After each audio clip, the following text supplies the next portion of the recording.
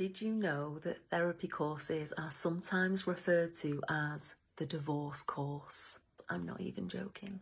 When you start, the tutors will sometimes let you know. I've done 2 courses and they let us know both times. If you're married, you might get divorced after this course. If you're in a relationship, it might end. Nobody walks out though. People are like, okay, I'm prepared. Go on, carry on, teach us.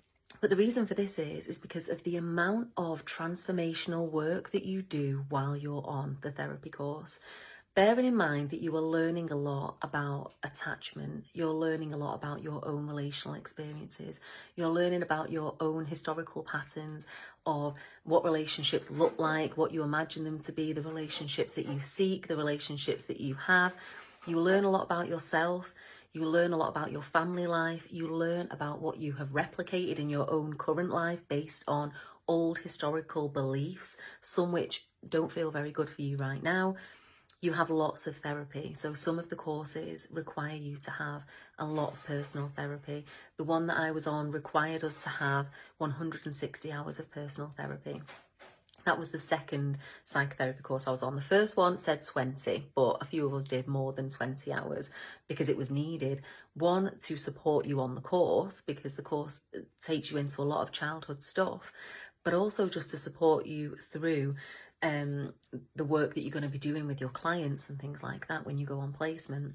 So because you're learning so much, and just say you are in a relationship or you're married or whatever, you're living with somebody, you're learning a lot about yourself, and then you're noticing things and maybe even communicating differently with your partner. And your partner's like, who's this? Why are you talking like that? What are you saying this for? You don't normally speak like this. Who are you? And then you feel a disconnect. Feel like, well, I'm learning about me, and look at you, stunted. Look at me growing. This happens a lot. I see this a lot with people who are like, yeah, I'm just blooming now like a flower, learning all about my stuff. Look at you, stuck in the mud. And then arguments happen.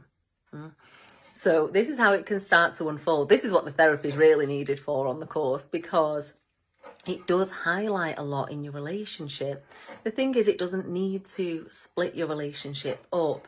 It is something that you can work on if your partner is also willing to do some of that work with you, to learn about your relationship and get to know more about each other in a different way.